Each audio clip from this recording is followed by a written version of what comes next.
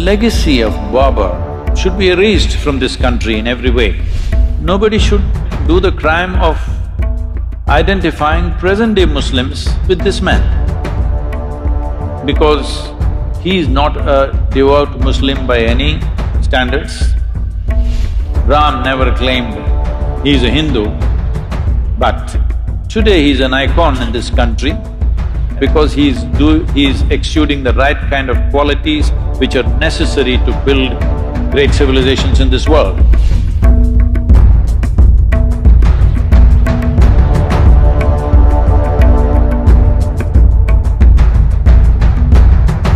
To give you some sense of what we are… two different dimensions of what it is and why we must be careful about what stand we take is… Ram is over 6,000 years ago. What he did not do, lot of dissection happens in South India about him. North India doesn't dissect him, they just worship him. Southern India dissects him a little bit. But an icon of 6,000 years old who has inspired people towards righteousness, towards truthfulness, towards being compassionate to each other for generations, thousands of generations. You should not disturb that icon. Doesn't matter historically what is right, what is wrong, because nobody really knows for sure. It's only this general story everybody knows, where he went, what happened, what are the events of his life. What he did, why he did, you cannot dissect that, you're not his psychiatrist. Somebody… I was in some Youth and Truth event, they're saying he was insecure. I said, you're not his psychiatrist or something. 6,000 years ago, whether the man was secure or insecure, how do you know? This is rubbish. But he's an icon who has inspired millions and millions of people across generations. You should not disturb that because humanity needs those icons. You can take up Ram, you can take up Krishna, you can take up Jesus, you can take up Buddha and find faults with them and today tinker with them. See, he did this was not okay, that was not okay, he was racist, he was this, he was that. This is rubbish. This is all relevant to people who are here now. 6,000 years ago, you want to judge him now? No, he is serving humanity as an icon. That icon should not be disturbed. What is he an icon for? He's an icon of stability, not impetus action. When action is needed, he is very decisive, but never reacts to anything, he is conscious action. Even if it's war, he will do war. Surrender, he will do surrender. Give up his kingdom, he will give up his kingdom. But everything consciously in a balanced way. This is what we are worshipping him for, because he has a freedom of going through the drama of life, extreme drama in his life. But he goes through the drama effortlessly. He goes through the drama without reacting. He goes through the drama without any sense of angst or anger against anybody. When he kills Ravana, who stole his wife and causing havoc, he comes and repents for his death, that I had to do this. This is a kind of man, you don't disturb him. Well, at least that's a story, don't disturb the story.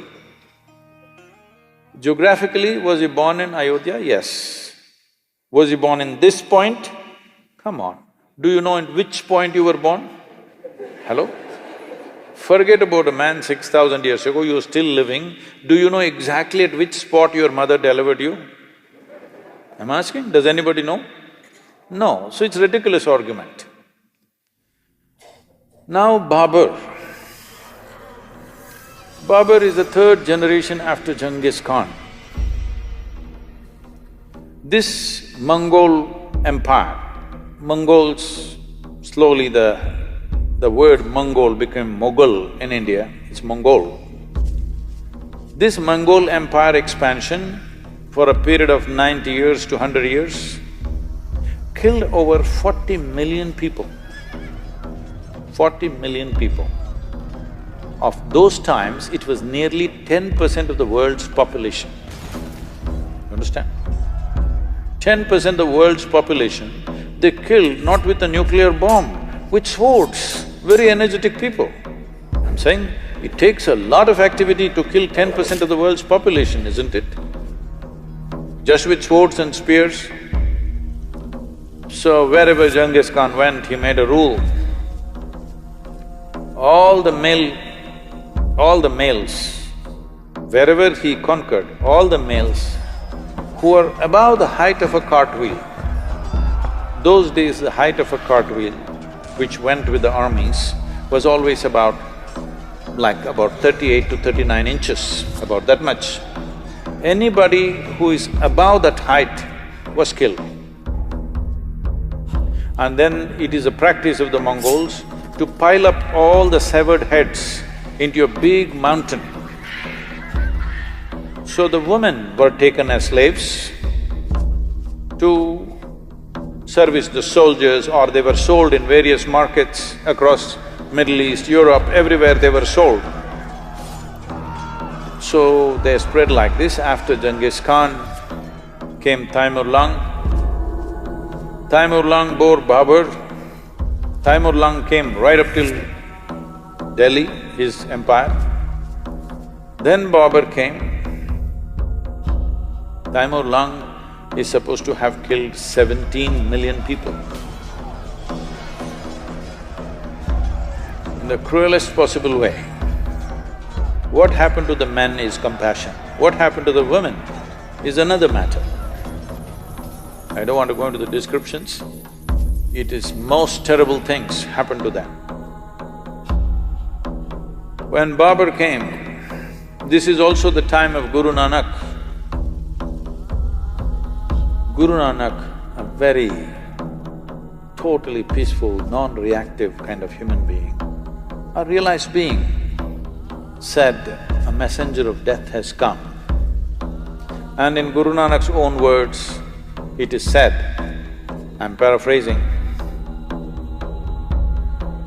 he said, he killed thousands of men wherever he went. In any town he went, kill all the men, burn the town down, capture the women and children.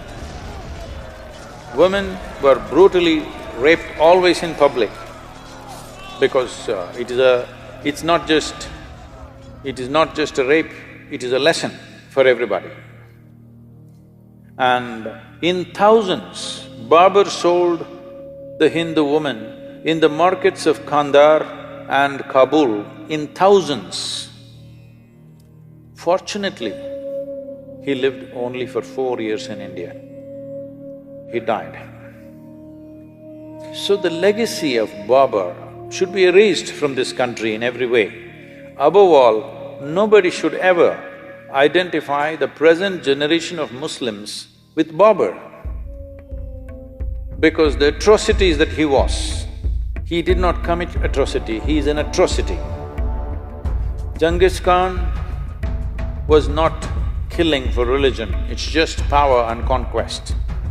Taimur Lung also largely conquest, slightly a religious tinge came, but Babur used the religious connotation very strongly, and it gave him more power to kill because he thought he was doing jihad. Many times he ransacked Muslim towns also, Muslim populations also he killed. So he used religion very conveniently, according to his convenience. So him building mosques is not out of piety, not out of devotion, not for prayer. It is also an establishment of power. Whether it's a Hindu temple or a Jain temple, everything he broke. One prominent Jain temple he destroyed because in the cave what they had carved, the figures were naked, so he made sure the entire thing is destroyed. So this man and his legacy should be forgotten. Nobody should identify themselves with that, because that is not going to lead to a good future. And nobody should do the crime of identifying present-day Muslims with this man, because He is not a devout Muslim by any standards. He is not a devotee of any kind. He is a tyrant of the worst kind who very powerfully used the name of religion to impact wherever he went. It gave him a new level of authority which Genghis Khan did not have, because they did not use religion for conquest. So, these atrocities have happened. We should not forget these things. We must remember, but we should not be bitter about these things. We must remember to ensure such things don't happen once again anywhere in the world. But if we create bitterness out of history, then knowingly or unknowingly, we are prone to commit similar atrocities once again. We think a reaction is good. No, a reaction is not any better than dastardly action. It's the same thing. So, Babur's legacy must go. Ram, don't see him as a religious person because he never said, "I'm a Hindu."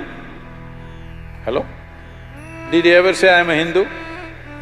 He represents this culture as an icon of stability, balance, peacefulness, justice. Wherever he went, he always looked at it, how to give justice to the people.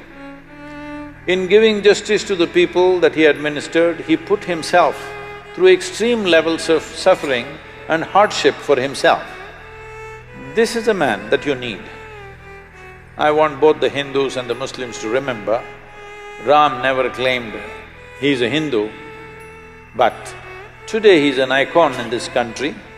Everybody should look up to such an icon because he is exuding the right kind of qualities, not because he is a Hindu, not because he is this or that, because he is exuding the right kind of qualities which are necessary to build great civilizations in this world. And in many ways, the time of Rama became a kind of a fulcrum to build this civilization in the 6,000 years.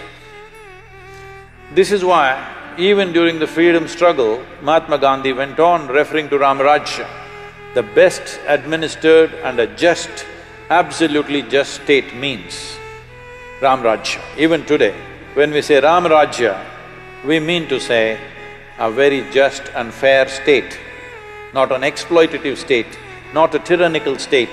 And that's what we want to make out of India, that it's a just and fair state to everybody who lives here, not a tyrannical state. So for that you need Ram.